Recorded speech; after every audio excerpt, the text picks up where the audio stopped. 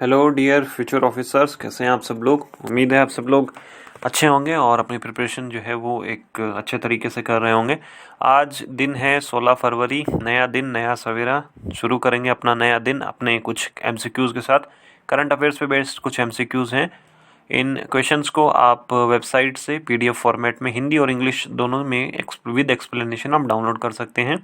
ये उस पेज का एड्रेस है। साथ ही आप इसको इस वीडियो के डिस्क्रिप्शन में भी आपको वहाँ पे लिंक मिल जाएगा। साथ ही आप ओनली आईएएस नथिंग एल्स के नाम से जो टेलीग्राम चैनल है उसको भी ज्वाइन कर सकते हैं स्टडी मटेरियल, लेटेस्ट अपडेट्स वगैरह के लिए।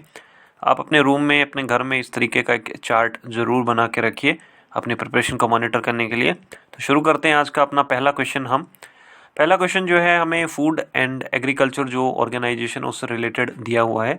ये एफएओ अभी जो है काफ़ी न्यूज़ में थी क्योंकि इसे नोबेल पीस प्राइज जो है मिला है, नोबेल शांति पुरस्कार मिला है। ठीक है, यहाँ पे पहला स्टेटमेंट बोलता है कि ये यूएन की सबसे पुरानी स्पेशल एजेंसी है। ठीक है, जो संयुक्त राष्ट्र संघ है उसकी सबसे पुरानी एजेंसी है। सेकंड बोलता है कि ये इसका काम है जो ग्लोबली इम्पोर्टेंट जो एग्रीकल्चर हेरिटेज सिस्टम्स हैं उनको प्रोटेक्ट करना और उनको सेफगार्ड करना, जो हमारी एग्रीकल्चर बायोडाइवर्सिटी के लिए इम्पोर्टेंट GIAHS है उन सबको प्रोटेक्ट करना। तीसरा है, इसका काम है कि इसका हेडक्वार्टर जो है वो रोम यानी कि इटली के अंदर है और हमें बताना है कि कौन सा स्टेटमेंट जो है वो करेक्ट है। ठीक है, 3 हमारे पास स्टेटमेंट है। तो कंप्यूटर जी आप जल्दी से बता दीजिए कि हमारा कौन सा ऑप्शन सही होगा। तो कंप्यूटर जी बोल रहे हैं हमारा सेकंड और थर्ड स्टेटमेंट सही है। पहला स्टेटमेंट गलत क्यों है? क्योंकि ये यूएन की सबसे पुरानी एजेंसी नहीं है। यूएन की सबसे पुरानी जो एजेंसी है वो है इंटरनेशनल लेबर ऑर्गेनाइजेशन, जो विश्व श्रम संगठन जो है वो सबसे पुराना है। इसका हेडक्वार्टर जो है एफएओ का वो सही है कि रोम यानी कि इटली के अंदर है। और ये जो है वो ग्लोबली इंपॉर्टेंट जो एग्रीकल्चर हेरिटेज सिस्टम है उनको प्रोटेक्ट करने का इसने प्रोग्राम शुरू किया हुआ है। जैसे हमारे इंडिया के अंदर भी एक कुट्टानाड जो जगह है केरला में, वहाँ पे जो पेडी कल्टीवेशन या राइस कल्टीवेशन का जो सिस्टम है वो इम्पोर्टेंट है। इस तरीके के जो एग्रीकल्चर जो हेरिटेज सिस्टम है यानी कि जो हमारी धरोहर हैं, कुछ खेती से रिलेटेड धरोहर हैं, उनको ये प्रोटेक्ट करने का काम करता है। तो यहाँ पे आप एक्सप्लेनेशन उसको देख सकते हैं। क्वेश्चन नंबर 2 हम शुरू करें उससे पहले तेजस 2021 ओनली आईएएस लेकर आए आपके लिए ये तेजस 2021। इसमें प्रिपरेशन जो है वो आने वाले प्रीलिम्स की होगी 2021 में जो सिविल्स का प्रीलिम्स है। तो ऐसे जो स्टूडेंट्स हैं जिनको लगता है कि जिनकी प्रिपरेशन अभी भी जो है वो अप टू द मार्क नहीं है, तो वो एक right strategy, right direction, right with proper schedule preparation कर सकते हैं अपनी। ये तेजस 22 फरवरी 2021 से शुरू हो रहा है, हिंदी और अंग्रेजी दोनों में रहेगा। Only IAS nothing else channel जो है टेलीग्राम उस पर जा सकते हैं और वहाँ से आप इसकी बाकी जानकारी भी ले सकते हैं। साथ ही साथ आप video.onlyias.in भी विजिट करिए और फ़ोन कर सकते हैं आप 7007931912 इस नंबर पे ज़्यादा जानकारी के लिए। ठीक है, क्वेश्चन नंबर 3 हम अपना देखते हैं। क्वेश्चन नंबर 3 हमें जो दिया है वो विंटर ग्रेड डीजल से रिलेटेड दिया है। पहला दिया है कि ये विंटर ग्रेड डीजल जो है इसको डीआरडीओ ने बनाया है, जो हमारा रक्षा अनुसंधान संगठन जो है उसने बनाया है हाई अल्टीट्यूड एरिया के लिए, यानी कि जो पहाड़ी जो ऊंचे इलाके हैं जहाँ पे जो हमारा फ्यूल है, ईंधन है, वो जम जाता है।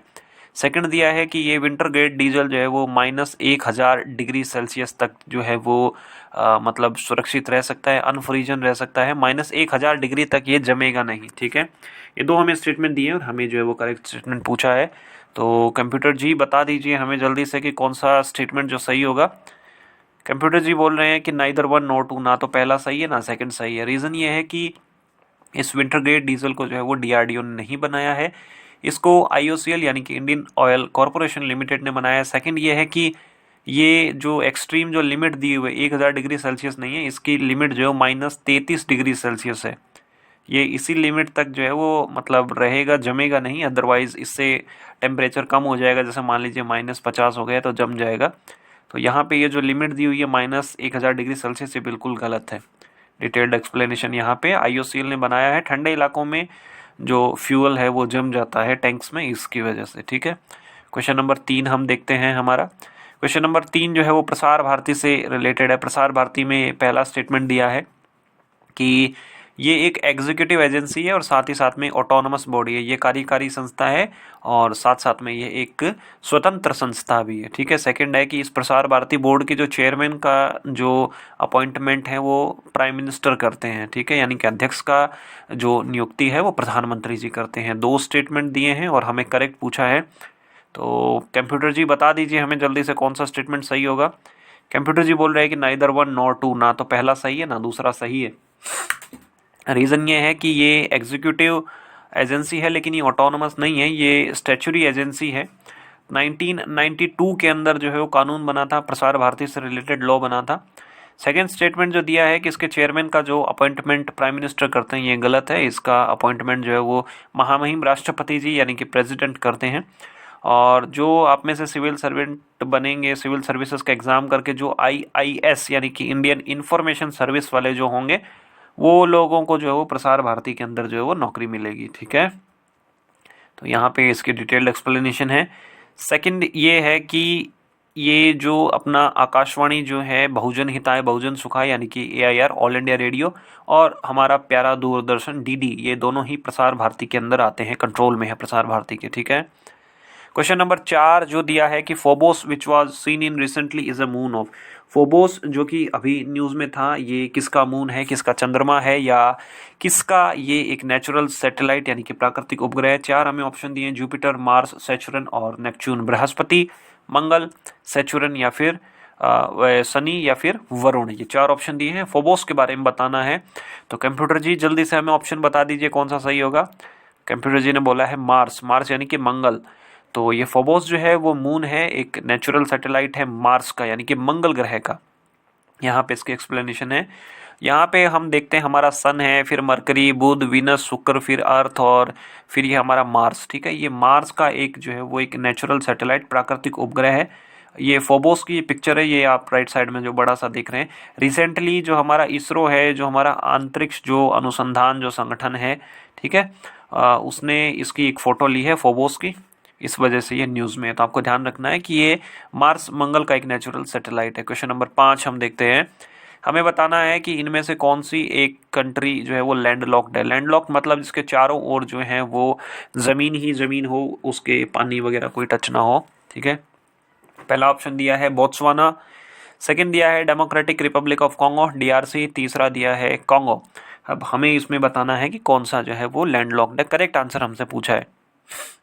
रिसेंटली ये बोत्सवाना जो है बहुत न्यूज़ में था क्योंकि बोत्सवाना में एक अचानक से ऐसा हुआ कि बहुत सारे हाथी मर गए। 150 से ज़्यादा हाथी, एलिफेंट जो वाइल्ड एलिफेंट है, उनकी डेथ हो गई। और उसका रीज़न जो बाद में पता चला कि साइनोबैक्टीरिया उसके लिए रिस्पॉन्सिबल था उनकी डेथ के लिए। तो हमें ये बताना है कि इनमें से कौन सी जो है लैंडलॉक्ड कंट्री है। तो कंप्यूटर जी जल्दी से बता दीजिए हमें कौन सा इसमें से आंसर सही होगा।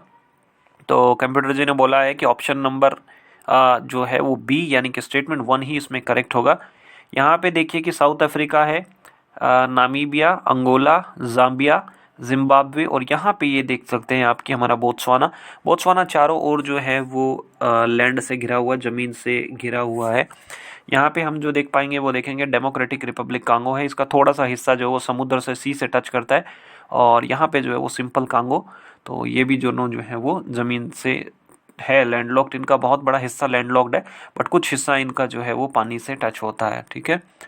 तो ये हमारे 5 क्वेश्चन थे। आप ज़रूर बताइए कमेंट करके कि इन 5 क्वेश्चन में आपके कितने सही हुए, कितने आपके गलत हुए, कितने आपने स्किप कर दिए। ये सारी चीज़ें आप जो है कमेंट बॉक्स में बता सकते हैं। ठीक है। साथ ही साथ आज जो है शाम में हम जो इंडियन पॉलिटी का रिवीजन जो है उसका हमारी सेकंड क्लास होगी। इसमें हम कुछ MCQs के थ्रू अपना जो स्टडी है उसको रिवाइज करेंगे जो अभी तक हमने पढ़ा है। तो आज के शाम के सेशन में हम जो है वो हिस्टोरिकल बैकग्राउंड देखेंगे और उसके बाद हम देखेंगे कि making of the constitution, salient features of the constitution. तो हमारा जो रिवीजन रहेगा वो इन 3 जो टॉपिक्स हैं उन पे रहेगा। तो आई होप कि आप सब लोग जो है वो इन तीनों टॉपिक्स को अच्छे से आप प्रिपेयर करेंगे और फिर जो है वो सामने हमारी जो रिवीजन जो क्लास होगी उसमें आप देखेंगे। ठीक है। तो इन तीनों टॉपिक को आप प्रिपेयर करने के लिए आप ओनली आईएएस की तरफ से एक बुक है उड़ान, ये इंडियन पॉलिटी की और प्रीलिम्स 2021 के लिए स्पेशल बुक है ये। तो आप इस बुक को भी रेफ़र कर सकते हैं। ठीक है, तो ये 3 टॉपिक होंगे हमारे आज पॉलिटी की रिवीजन क्लास में।